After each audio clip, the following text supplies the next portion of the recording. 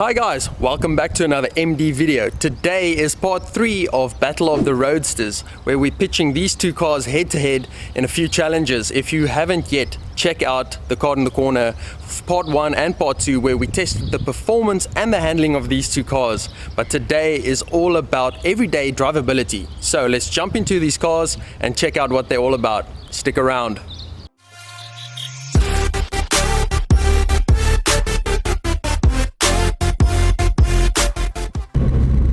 Okay, so let's talk about the Mazda MX5 and how it drives. First of all, it's a small car. Like I've said before, it drives like a go-kart, and it handles well. Obviously, with a few of the upgrades that this car has at the moment, makes it handle a little bit better than normal. And just the everyday drivability of the car, it's quite enjoyable. I must say, I personally do like to drive this car. Yes, it is hard, it is shaky, it's extremely low to the ground when you get into it, but I like it. If a Roadster is what you want, then it's cheap, it's easy to maintain, it drives well. I mean, what's not to like? Okay, obviously there are some big issues with the car as well. The main thing people will tell you with the MX5 is it's underpowered. That is true, but it's not terrible. And for actually, the car's quite light, so for what it's got, I'd say it's very reasonable, you know. And it's not terrible to drive, and if you need to, you can definitely get out of a spot if you put your foot down. Yeah, you need to wind it up a bit, but you'll get there eventually. Let's talk about the interior of the MX5. There are some things that it does lack, but it's very simplistic in design and purpose. You know, it's what it's got is what it needs. That's basically it. With saying that there are things that you know, it's got some issues. Mainly the air vents. It's open-faced air vents, so they're always open. So if you want, you can't really direct the air to the vent you want. Usually you could close. You know, it's got some flaps or little lever to close the vents on the one side or the other side. Not on the MX5. Now, the main thing about the MX5 is the handling, obviously, which I already spoke about. And that's what makes this car so nice to drive. It's like a little go-kart. You can just flick it around, and it's always fun driving it. Obviously, I am a little bit biased because this is my car, so do with that what you will. Otherwise, the interior, everyth's got this fake leather on it. I think it's fake leather. It's like leather. I think the steering wheel and the seats are actual leather. The rest of it's not. And then the sound system, I do know you get an upgraded sound system. I think it's got a Bose sound system in one or the other models that you do get as an option. Mine unfortunately doesn't have it, but you don't really listen to the radio or, you know, like whatever in this car. One thing I don't like, which is a little bit annoying, but it's not too much of an issue, is the hardtop that you have on this car. Because it's fiberglass and it's only held together by the latches, whenever you go over a bump or through a dip and the body flexes of the car, it cracks. It sounds like the car's gonna break. It literally goes like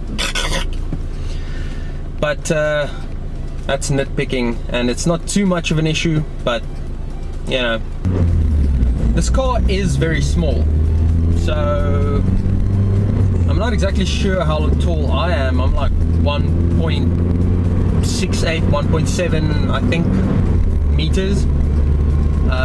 And if you're going to be any taller than that, you're going to have a bad time driving this car. First of all, it's about half a fist headroom, and then the other thing is you look straight into the sun visor or the pillar at the top here. You're like right in front of your sight of view.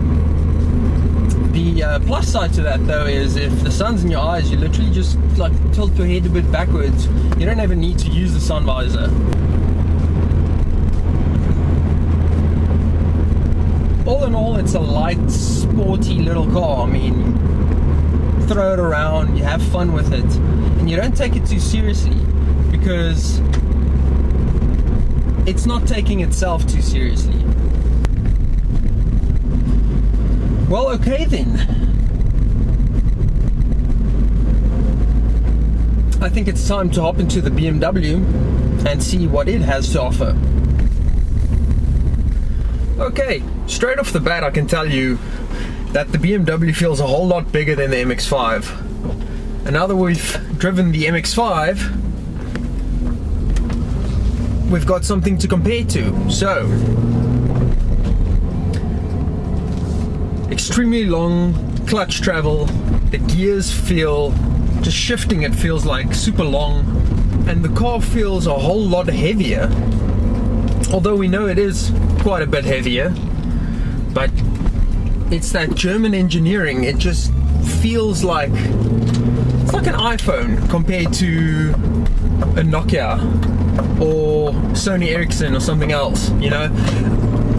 Their motto is making things feel heavy and then it feels quality, and this is what this feels like. It feels like, because it's heavier and more solid, feels like there's a lot more quality in it. The first thing you'll notice when you put your foot down is the extra power that it has, more than obviously the MX5. It's definitely got a lot more torque, so that definitely comes through quite a bit. Overall, driving experience, driving wise, this is battle of the roadsters after all, so we have to compare the two and say which one is better.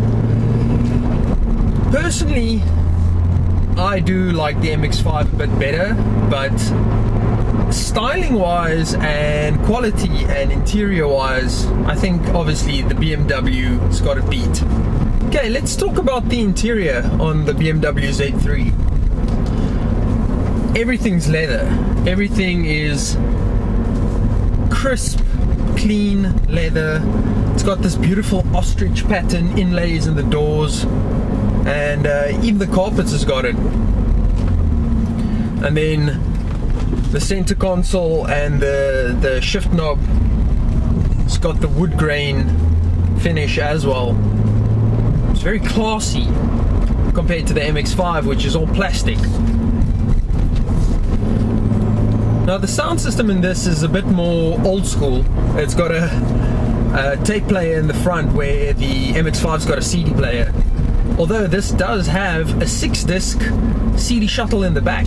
It's got the executive package, CD or audio package.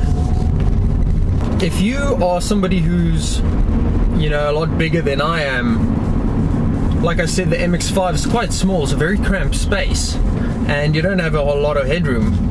Although the hardtop isn't on the BMW at the moment, there's a lot of headspace, and overall you can feel it's so much more open and bigger, a lot more movement. The BMW also does have, I think it does, that you can set the steering wheel up and down, where the MX5 you can't. So if you run out of leg room on the MX5, you're pretty much stuffed.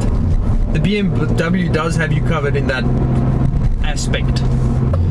Okay, so I must say the winning factor for the BMW overall is probably the performance, because it does give you a whole lot more grunt than the MX5 does. So let's see, comfort wise, the BMW and the MX5 are a lot the same. They're quite similar in the way they feel, the way it's a low car, it drives hard, it's a sporty car. So they're pretty much similar in that aspect. The difference is obviously the way the car feels when you drive. So if you have to compare both the cars, both have their pros and their cons.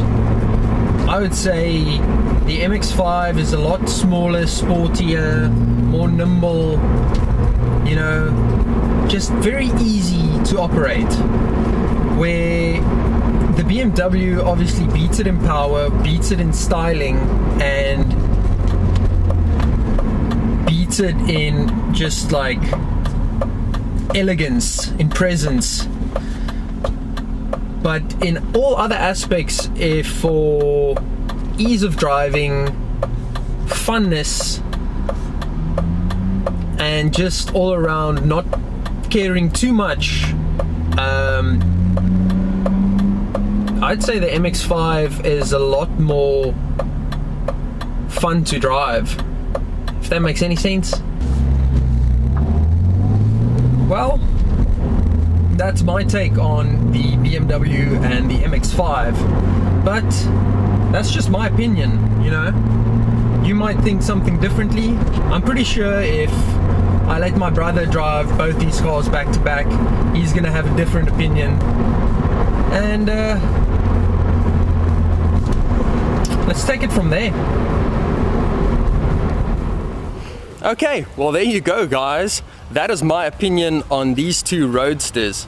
Both great cars, very similar but extremely different. If you are in the market for any of these two cars, definitely test drive them both, because it's completely different and whatever suits your pocket.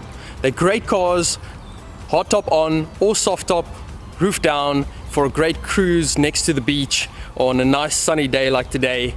But anyway, that's gonna do it for this 3-part series of Battle of the Roadsters. Remember, if you enjoyed this video, hit the like button, subscribe to the channel for more, and I will see you on the next one. See ya.